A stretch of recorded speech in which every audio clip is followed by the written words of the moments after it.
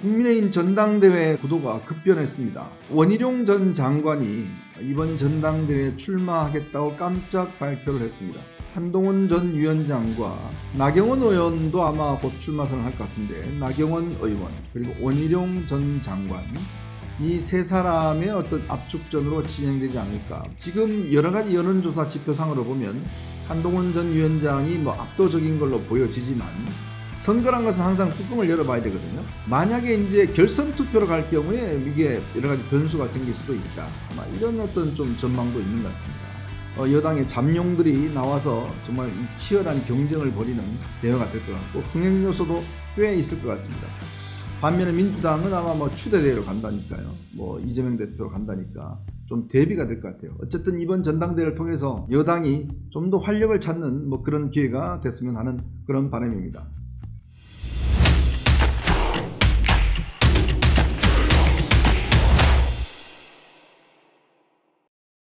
네, 이현종의 뉴스쇼 6월 20일 목요일 순서 진행하겠습니다. 바야흐로 이제 여야가 전당대회 시즌이 돌아왔습니다.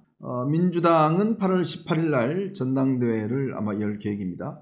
일단 이재명 대표가 아마 내일쯤 당대표직을 일단 사퇴한다는 이야기가 있습니다. 원래 이제 전당대회 출마하게 될 경우에 사퇴를 해야 되기 때문에, 또 국민의힘도 7월 23일로 일단 전당대회 일자가 정해졌습니다. 아마 이번 주 일요일쯤 한동훈 위원장이 출마 선언을 할 것이다 라는 이야기였고요. 또 오늘 내일 사이에 지금 여러 가지 상황 변화가 있는 것 같습니다. 오늘 그래서 여러분과 함께 국민의힘 전당대회 상황부터 먼저 좀 이야기를 나누고 가겠습니다. 국민의힘 전당대회 상황이 지금 좀 구도가 급변했습니다. 바로 오늘 원희룡 전 장관이 이번 전당대회에 출마하겠다고 깜짝 발표를 했습니다. 그동안 원희룡 전 의원 같은 경우는 출마하지 않는 쪽으로 그렇게 어떤 의견을 굳어갔었는데요. 갑작스럽게 이렇게 출마 쪽으로 입장이 바뀐 것 같습니다. 자, 이렇게 되면 일단 한동훈 전 위원장과 나경원 의원도 아마 곧 출마 선언할 것 같은데, 나경원 의원 그리고 원희룡 전 장관, 이 세 사람의 어떤 압축전으로 진행되지 않을까. 물론 윤상현 의원도 아마 출마 뜻을 밝히고 있는데, 그리고 오늘 김재섭 의원, 지금 최연소죠. 김재섭 의원 같은 경우는 오늘 출마를 하지 않겠다라고 이제 선언했습니다. 안철수 의원도 출마하지 않겠다고 선언을 했기 때문에, 일단 현재로서는 이제 4파전이 될 가능성, 그러면서도 빅3, 지금 제가 말씀드렸던 한동훈, 나경원, 원희룡, 이 세 명의 본격적인 각축전이 벌어지지 않겠나, 그런 생각이 듭니다. 자, 우선 왜 원희룡 전 장관이 갑작스럽게 출마를 선언했을까? 이거부터 먼저 말씀을 드리도록 하겠습니다. 원희룡 장관은요, 여러 고심 끝에 전당대회에 참여하는 것으로 마음을 정했다, 이렇게 이야기를 하고 있습니다. 사실 정치인이 선거라는 공간이 생기면 안 나오면 이상한 거죠. 그리고 나와서라도 뭔가 해야지만이 자기 존재감과 영향력을 확인할 수 있으니까요. 또 정치인은 그 혼자만 있는 게 아닙니다. 그 주변 인사들도 있기 때문에 그 주변 인사들의 어떤 정치적인 미래도 생각해야 되는 거거든요. 그래서 사실은 정치인들의 선거 출마라는 게 단순히 본인의 결단만으로 이루어지지는 않습니다. 본인이 나가기 싫더라도 주변에서 원할 경우는 또 나가야 되는 그런 상황이 생겨요. 그만큼 정치라는 게 오래 하다 보면 이 여러 겹의 정치의 어떤 이 틀이 생기기 때문에 이들의 의견을 무시할 수가 없습니다. 원희룡 장관도 당초에는 불출마 쪽으로 상당히 이제 생각을 해왔었던 것으로 알려지고 있습니다. 그런데 최근에 3년에 남은 윤석열 정부가 어떻게 하든지 간에 이게 임기를 제대로 마치려고 그러면 용산과 그다음에 당과의 갈등이 이렇게 심각하게 노출돼서는 안 된다라는 게 아마 첫 번째 고민인 것 같아요.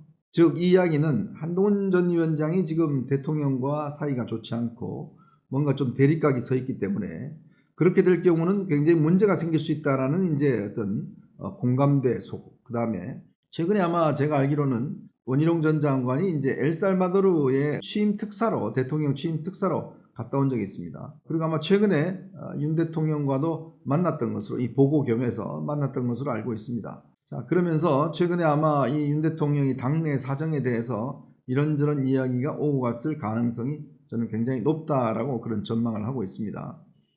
그런 측면에서 아마 원희룡 전 장관도 본인이 좀 나서야 되겠다라는 판단을 내세웠는데, 근데 가장 기본 전제는 본인이 한동훈 전 위원장과 어떤 뭐 적대적 관계이거나 또 각을 세우지는 않겠다. 그거는 뭐 서로 어떤 정말 공정한 경쟁을 하는 것이지 각을 세우지 않겠다. 아마 이 부분은 지난 대선 경선 때 윤석열 대통령과 그다음에 지금 홍준표, 그다음에 유승민, 뭐 원희룡 이렇게 나왔었을 때, 그때 보면 윤 대통령과 원희룡 전 후보 같은 경우는 굉장히 사이가 좋았어요. 서로 경쟁자이면서도.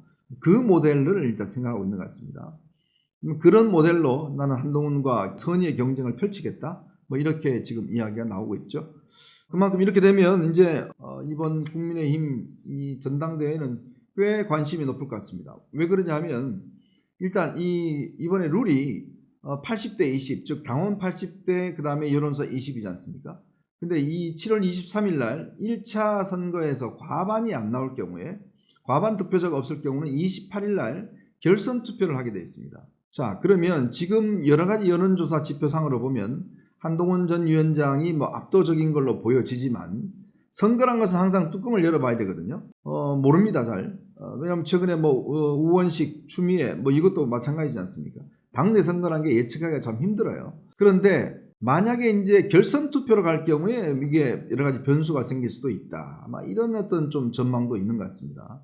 당시에 이준석 대표가 나왔을 때, 그때 나경원, 그다음에 이제 주호영 있을 때, 그때 사실은 이준석 전 대표가 이기라고 생각을 못 했었거든요. 그런 면에서는 좀 이변도 있을 수는 있겠지만, 그러나 현재로 봐서는 한동훈 전 위원장의 대세론이 그대로 유지될 가능성이 저는 굉장히 높은 게 아닌가, 자, 그런 전망을 하고 있습니다. 그런데요, 최근에 친윤계에서 한동훈 전 위원장을 겨냥을 해서 소위 색깔론을 좀 이게 이야기를 하고 있는 것 같아요. 이 색깔론이 게 뭐냐면 한동훈 전 위원장은 좌파다, 그래서 뭐 좌동훈이다, 뭐 이런 이야기와 함께 그 주변에 있는 사람들이 주로 이 좌파들이 많다, 뭐 이런 이야기가 나오고 있어요. 최근에 아마 매일경제가 기사를 띄웠다가 삭제한 기사가 있습니다. 진중권, 그 다음에 이제 김경률, 뭐 신지호, 뭐 이런 사람들이 옆에서 도와주고 있다, 뭐 이러면서 색깔이 열심된다, 뭐 이런 이제 이야기까지 나오고 있는 거잖아요.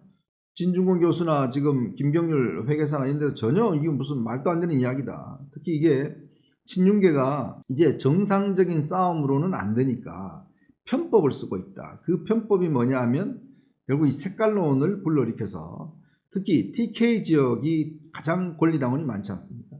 그쪽을 겨냥해서 뭔가 좀 분위기를 반전시키려고 하고 있는 게 아니냐, 이철규 의원의 공작이다, 뭐 이런 주장까지 지금 나오고 있죠. 그러니까 결국은 한동훈 전 위원장을 정면으로 승부하기는 어려우니까 편법으로 뭔가 승부를 보고자 하는 거 아니냐, 이렇게 나오고 있습니다. 그래서 제가요, 한동훈 전 위원장이 앞으로 그러면 23일쯤 출마 선언을 할 텐데, 과연 이 출마 선언에서 무엇을 이야기를 할까라는 걸 한번 취재를 해봤습니다. 그래서 몇 가지 키워드를 제가 한번 취재를 해봤는데요. 우선 한동훈 전 위원장은 이번 출마 선언에서 본인은 자유민주주의를 강하게 신봉하는 사람이다 라는 것을 굉장히 강조를 할 것 같습니다. 이 자유민주주의란 게 뭐겠습니까? 바로 이 보수의 어떤 가장 핵심적인 사상이지 않습니까? 자유주의, 그런 것이죠. 윤 대통령도 항상 이 이야기를 강조하고 있습니다. 거기에 보면 결국은 우리가 가장 기본적인 것은 경쟁을 장려해야 된다. 즉 자유민주주의의 가장 중심은 경쟁주의입니다. 즉 어떤 이 사람의 그냥 평등주의가 아니라 기본적으로 경쟁을 해야 된다. 경쟁을 해야지만이 우수한 것들이 점점 더 발전할 수 있다는 게 보수주의 철학의 핵심이거든요. 그러면 그렇게 이야기하죠. 좌파 진영에서는 그러면 이게 경쟁에 떨어진 사람이 많은데 그 사람은 어떻게 할 것이냐. 바로 거기에 그 낙오자들에 대해서는 국가가 보호를 해줘야 된다라는 게 이제 가장 핵심적입니다. 즉 경쟁을 기본으로 하면서 낙오한 사람들에 대해서는 이제 국가가 보살펴줘야 된다. 각종 선택적 복지 뭐 이런 것들이 나오는 것도 바로 여기서 나오는 거라고 할 수가 있겠습니다. 그리고 또 하나의 자유주의의 가장 기본적인 철학은 작은 정부입니다. 즉 정부가 기업이나 개인에게 어떤 규제나 이런 것들 영향력을 미치는 걸 최소화하는 게 자유주의의 가장 핵심적인 사상이거든요. 그런 면에서 바로 이 규제 철폐, 기업들이 각종 정부로부터 받는 여러 가지 규제를 철폐를 하겠다라는 것과 함께 내일 또 중요한 게 바로 안보입니다. 이 우리나라 보수주의가 그동안 그래도 국민들로부터 많은 지지를 받고 우리 사회 주류로 있었던 이유는 바로 안보입니다. 즉 우리가 북한과 대치하고 있는 국면에서 가장 힘에 의한 평화, 대화로의 평화를 얻는다는 것은 사실 사상누각입니다. 나중에 바로 뒤집을 수 있는 거거든요. 영국의 체인벌린 총리가 당시 히틀러 믿고 사인해줬다가 바로 뒤통수 맞았던 그런 아마 사례가 있지 않습니까? 그런 사례에 비춰봐서라도 안보라는 것은 힘에 의해서 지켜지는 것, 평화가 지켜지는 것. 만약에 평화를 원한다면 전쟁을 준비하라는 이야기가 있습니다. 그건 그만큼 무슨 이야기냐면 우리가 힘을 가지고 있어야지만이 상대방이 얕잡아 보지 않는다는 거거든요. 바로 그런 철학입니다. 이게 바로 이제 이 중요한 원조. 또 그 다음에 범죄로부터 국민을 보호해야 된다. 이 부분을 강조를 할 것 같습니다. 이 이야기는 아마 이 법무부 장관 시절에 돌려차기 사건 여러분 기억하실 겁니다. 부산에 일어났는데요.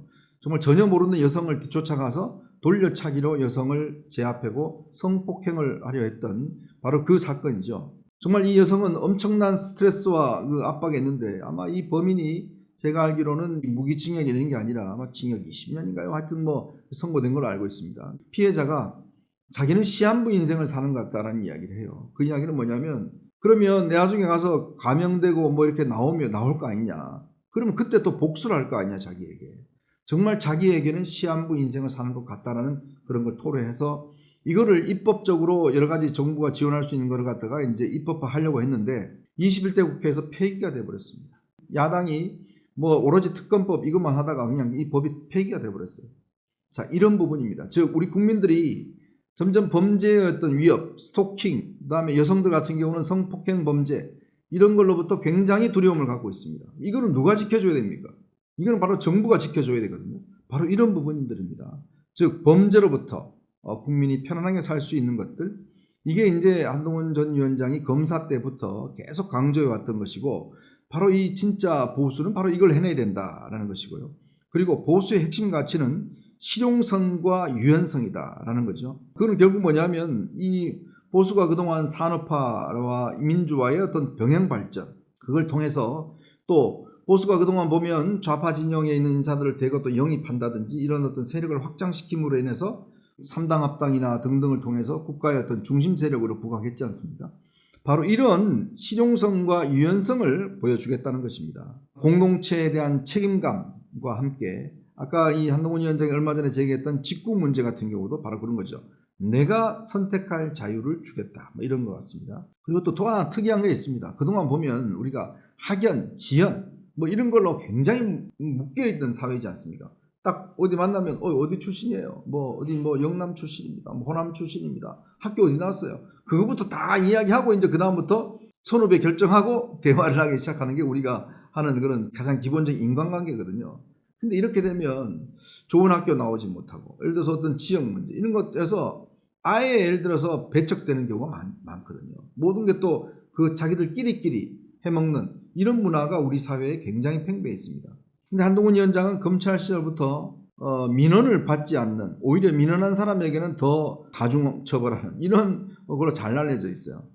그래서 한 전 위원장한테는 민원이 안 통한다는 이야기가 옛날부터 있었습니다. 그 이야기는 본인은 개인적인 인연으로 이런 어떤 학연 인연으로 이런 걸로 엮여지지 않겠다라는 것이고 지금 윤 대통령과의 관계 또한 이런 원칙 속에서 본인이 하겠다. 즉 공동선을 실행하기 위한 어떤 각각의 주체로서 같이 뭔가 하는 것이지 학연, 인연 뭐 이런 걸로 묶여있지 않다는 것이거든요. 그런 관계를 가져가 있다는 거죠. 그리고 앞으로 우리 사회가 계속 그래도 우상향 성장을 해야 된다. 지금 벌써부터 나눠 먹자라는 걸로 가면 조금 이제 선진국으로 가려고 하는데 대한민국이 주저앉을 수밖에 없다. 그렇기 때문에 우상향 성장을 해야 된다라는 이야기. 아마 이런 것들이 이번에 아마 이 출마 선언문에 핵심적으로 들어갈 거로 보입니다. 그만큼 한동훈 전 위원장은 나는 보수주의가 원래부터 강하게 가지고 있었고 여기에 뿌리를 두고 있다. 그렇지만 이것만 가지고 있는 게 아니라 실용성과 확장성을 가지고 앞으로 임할 것이다. 라는 이야기를 할 것 같습니다. 자, 어쨌건 여당의 전당대회가 재밌어졌습니다. 여당의 잠룡들이 나와서 정말 이 치열한 경쟁을 벌이는 대회가 될 것 같고 흥행 요소도 꽤 있을 것 같습니다. 반면에 민주당은 아마 뭐 추대대회로 간다니까요. 뭐 이재명 대표로 간다니까 좀 대비가 될 것 같아요. 어쨌든 이번 전당대회를 통해서 여당이 좀 더 활력을 찾는 뭐 그런 기회가 됐으면 하는 그런 바람입니다. 자, 여러분 보시면서요, 구독과 좋아요, 알림 꼭 부탁드리겠습니다.